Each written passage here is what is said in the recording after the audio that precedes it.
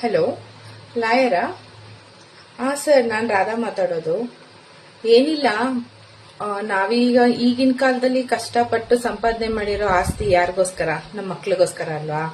ಅದಕ್ಕೆ ಈಗಲೇ ಚೆನ್ನಾಗಿರ್ಬೇಕಾರೇನೆ ಅವ್ರವ್ರ ಹೆಸರಿಗೆ ನಾನು ಮಾಡಿರೋ ಆಸ್ತಿನೆಲ್ಲ ವಿಲ್ ಮಾಡ್ಬಿಡೋಣ ಅಂತ ಅನ್ಕೊಂಡಿದ್ದೀನಿ. ಸೊ ಹಾಗಾಗಿ ಕಾಲ್ ಮಾಡಿದೆ.